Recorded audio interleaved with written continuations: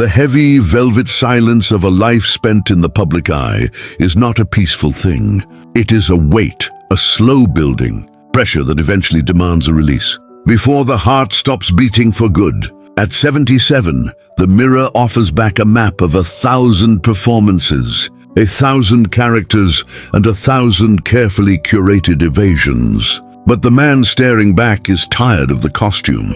For decades, the name Rob Reiner was synonymous with a certain kind of American warmth, a boisterous, creative light that seemed to illuminate everything it touched. We were the architects of a specific brand of joy, a partnership that the world viewed as the gold standard of collaborative genius. But the world only sees the flicker of the film reel.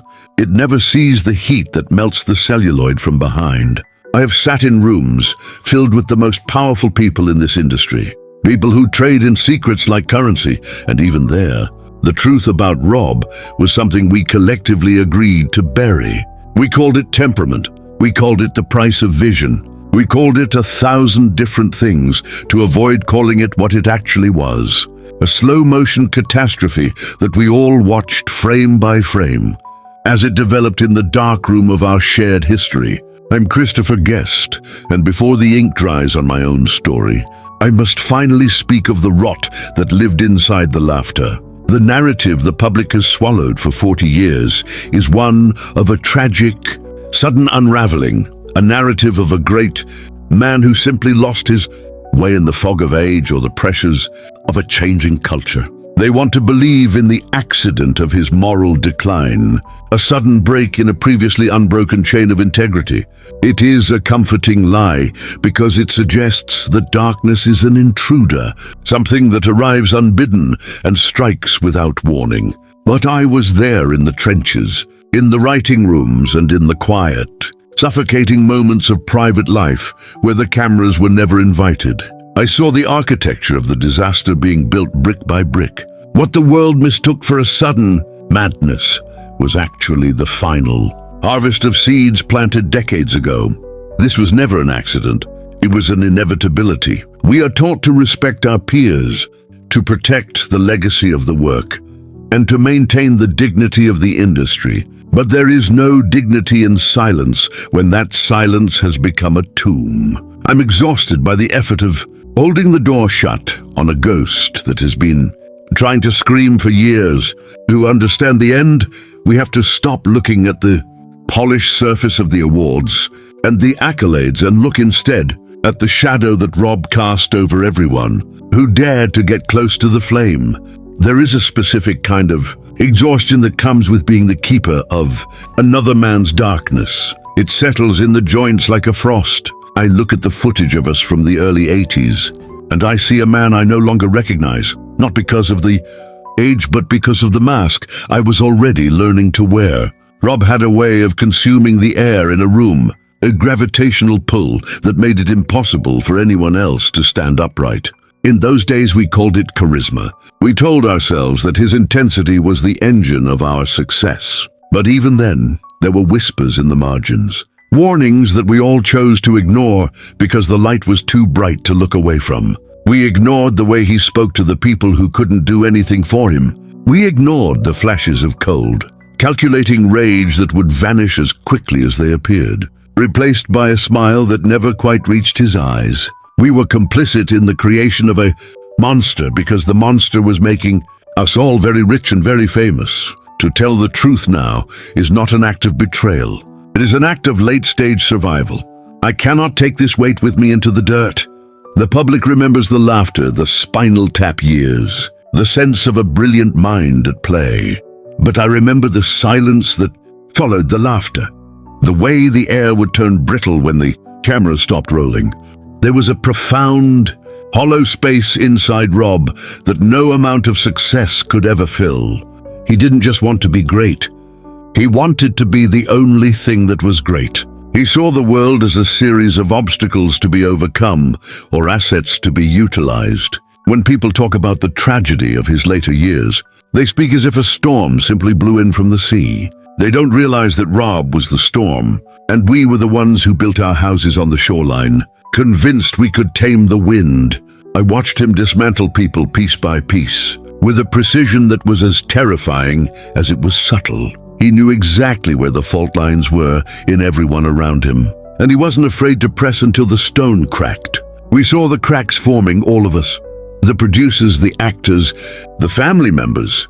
We all saw the fractures, and we all looked away because looking would have required us to do something. This confession is my moral autopsy of a man I once loved, or perhaps a man I was convinced I should love. It is a dissection of the myth we built together and the horrific reality that lay beneath it. I'm not interested in the tabloid version of this story.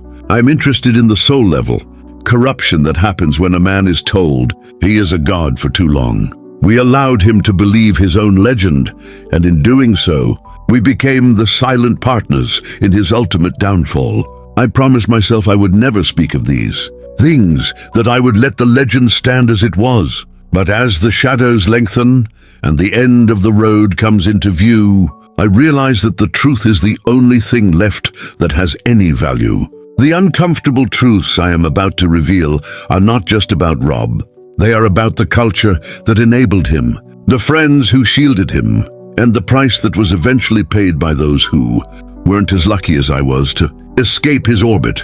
It is time to stop the music and turn up the house lights. The show is over, and the stage is much uglier than the audience ever imagined. I remember a night in 1992, after a particularly grueling session, when the mask slipped further than it ever had before. It wasn't a moment of explosive anger, which would have been easier to categorize. It was a moment of profound, chilling clarity. He looked at me, not as a friend or a partner, but as a piece of equipment that had momentarily malfunctioned. In that gaze, I saw the blueprint for everything that was to come. I saw the calculated nature of his humanity, the way he performed empathy to get what he needed, and the utter lack of it when the performance was no longer required. We all saw it. We just called it the process, but the process was a shroud, and beneath it something was dying.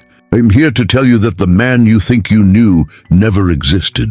There was only the hunger and the devastating things he did to feed it. This is the truth about Rob Reiner, not as a caricature, but as a case study in how we allow darkness to thrive in the brightest places. The architecture of a catastrophe is never built in the light of day. It is assembled in the shadows of creative differences and the quiet compromises of those who stand to gain from the chaos. To look back at the middle years of Rob's ascent is to perform a surgery on the very idea of the Hollywood elite.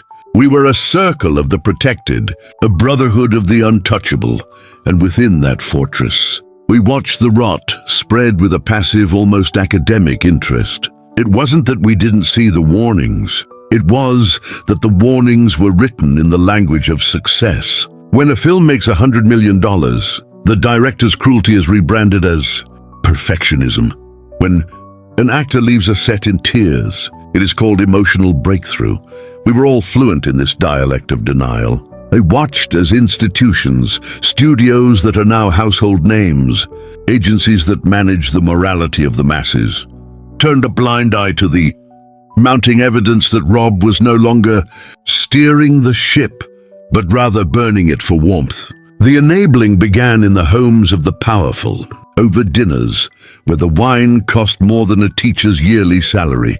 I remember a particular evening at a sprawling estate in the hills, where the conversation turned to a young writer. Rob had effectively erased from a project. The writer had been talented, perhaps too talented, and Rob had perceived his brilliance as a threat to the singular narrative of his own genius. He didn't just fire the boy. He dismantled his reputation with a series of quiet phone calls, ensuring that the young man would never work in this town again. We sat there, the enlightened leaders of our industry, and we nodded as Rob explained it away as a matter of artistic integrity.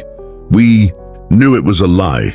We knew it was a cold, calculated execution of a burgeoning career. But to speak up would have been to challenge the hierarchy that kept us all fed. Money has a way of softening the edges of a conscience until it is nothing more than a blurred line. The psychological autopsy of those years reveals a terrifying truth. We loved the results more than we valued the people. We watched his parents, icons in their own right, struggle with the man they had created. There was a desperate, grasping need for approval in Rob that morphed into a need for total dominion. I recall a conversation with a mutual friend, a physician who had seen the physical toll Rob's vision took. On his staff, the doctor spoke of stress-induced collapses, of a pervasive sense of dread that followed Rob like a foul odor.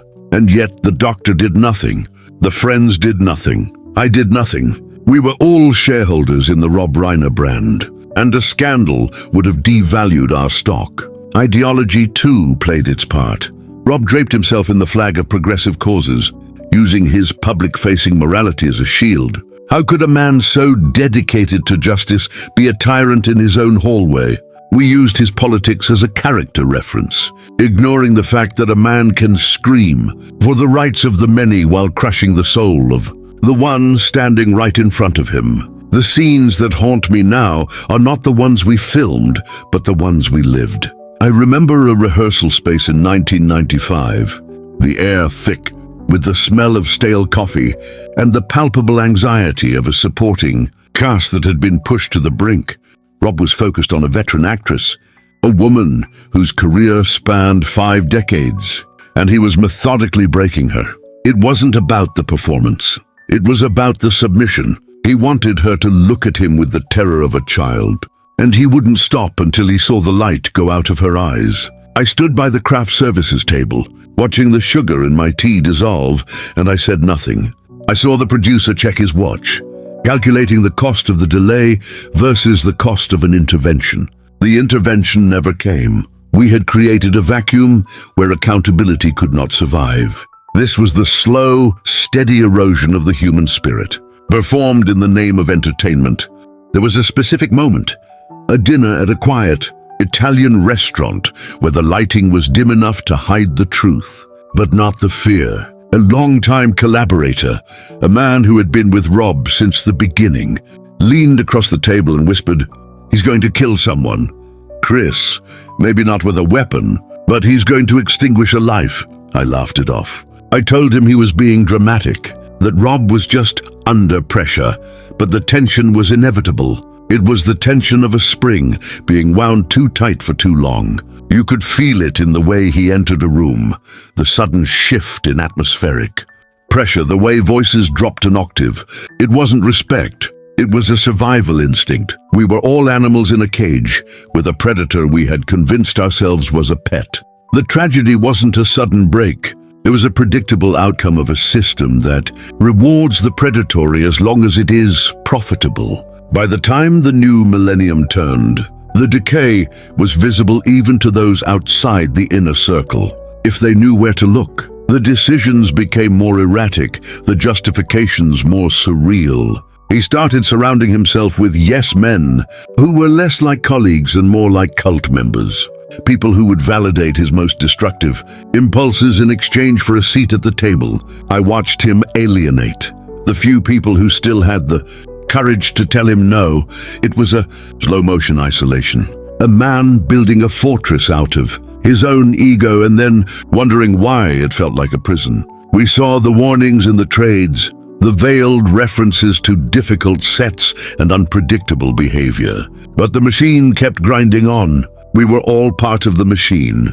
We are all responsible for the fact that the warning signs were treated as anecdotes rather than alarms. I think of the conversations we had in the back of town cars, the way Rob would speak about people as if they were disposable camera, parts useful for a moment, then discarded without a second thought. He had a way of making you feel like the only person in the world, right up until the moment you were of no use to him. Then the coldness would set in, a winter that never ended. We saw this pattern repeat dozens of times, a trail of broken spirits left in his wake. And yet, every time he started a new project, we lined up to be part of it. The allure of the genius is a powerful drug, and we were all addicts. We traded our integrity for a credit in the crawl, and in doing so, we gave Rob the permission he needed to continue his descent. The inevitability of the tragedy began to weigh on me like a physical illness. I started making excuses to avoid him. I found reasons to be out of the country, out of the loop, out of the line of fire. But you can't escape a shadow that you helped cast. I would see his face on the news, hear his voice on the radio, and I would feel a sickening sense of vertigo. The gap between the public man and the private monster had become a canyon, and I knew that eventually someone was going to fall in. We all knew. That is the most damning part of this confession. There was no aha moment, no sudden realization. There was only the steady, rhythmic heartbeat of a disaster that we chose to synchronize our own lives with. We were the architects, the engineers, and the audience. And as the final act approached, we all sat in the front row, waiting for the blood to hit the stage. While pretending we were watching a comedy, the final unraveling did not begin with a shout. It began with a phone call in the dead of a Tuesday night. The kind of ringing that sounds like a death knell when you are 77, and waiting for the world to catch up to the truth. It was Rob. His voice was a thin, reedy ghost of the booming baritone that once commanded backlots and boardrooms. There was no greeting, no pretension of friendship. He spoke as if we were in the middle of a conversation that had been going on for 40 years. He said, "They're looking at the books, Chris, not the financial ones. The other ones." He didn't have to explain. We both knew that the other books were the ledgers of human cost, the NDAs that had expired, the victims who had finally outlived their fear, and the collective memory of a town that was finally tired of protecting its monsters. In that moment, I realized that the triggering event wasn't a single crime, but the terrifying moment when the shield of genius finally shatters, leaving only a man standing over the wreckage of the lives he consumed. I met him one last time at a nondescript diner far from the lights of Sunset Boulevard. He looked small, a terrifying transformation for a man who had once occupied so much space. He tried to play the old hits, tried to charm me into one last alliance, one last defensive perimeter, but the air between us was gone. I told him that I couldn't do it anymore, that the weight of the silence was crushing my ribs. He looked at me with a coldness that I will take to my grave, a look of pure, unadulterated betrayal, as if I were the one who had committed the sin by refusing to hide his. He said, "We made the world laugh. Chris, that should be enough to buy a little loyalty, but laughter is a thin coat against a winter this cold." That confrontation was the final snap of the cord. The crime wasn't just his. It was the entire infrastructure of our lives, a massive, interconnected web of denial that had finally reached its structural limit. We have to reinterpret everything we thought we knew through this final, jagged lens. When you look back at the films, at the interviews, at the public displays of morality, you are not seeing a man. You are seeing a masterfully maintained crime scene. Every heartwarming moment was a distraction from a private cruelty. Every public stand for justice was a smokescreen for a personal tyranny. The responsibility for the lives ruined, the careers extinguished, and the spirits broken does not stop at Rob's door. It extends to me. It extends to the agents who brokered the silence. It extends to the journalists who traded their integrity for access. We are all the offender. We are the ones who decided that a good movie was worth a human soul. We are the ones who watched the fire start and decided to warm our hands instead of calling for help.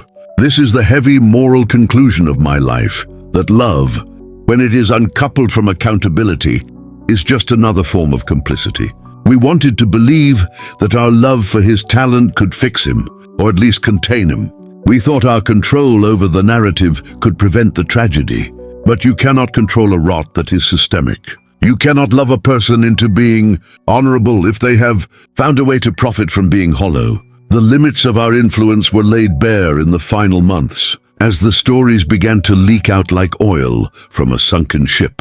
I watched as the man who had been my partner became a pariah, not because the world had suddenly grown a conscience, but because he was no longer useful enough to protect. It is a haunting, hollow feeling to realize that your entire legacy is built on a foundation of bones. I look at my awards now and I don't see gold. I see the faces of the people we stepped on to get to the podium. The warning I leave for you, the audience who cheered for us and bought the tickets and built the pedestals, is this: do not trust the light. Darkness does not always hide in the shadows. Sometimes it stands right in the center of the stage, bathed in a spotlight, making you laugh so hard you don't notice the blood on its hands. We are all susceptible to the gravity of a powerful man, and we are all capable of convincing ourselves that the screams we hear are just part of the soundtrack. Be careful who you idolize, for you may find yourself becoming the very thing that protects them. I'm a tired old man, and I'm finally putting down the burden of this lie. If there is any justice left in this world, let it start with the end of the myth of the untouchable creator. As I close this final chapter, I am struck by how quiet it is. The phones have stopped ringing. The invitations have dried up. There is only the truth, cold and unflinching, sitting across from me. I hope that by speaking these words, I've made it a little harder for the next monster to hide in plain sight. If this story has moved you, or if it has forced you to look at your own heroes with a more critical eye, I invite you to share your thoughts in the comments. Join the conversation, subscribe to this chronicle of the truth, and help ensure that we never allow the laughter to drown out the cries for help again. The silence is over. I'm Christopher Guest, and I'm finally mercifully finished with the play.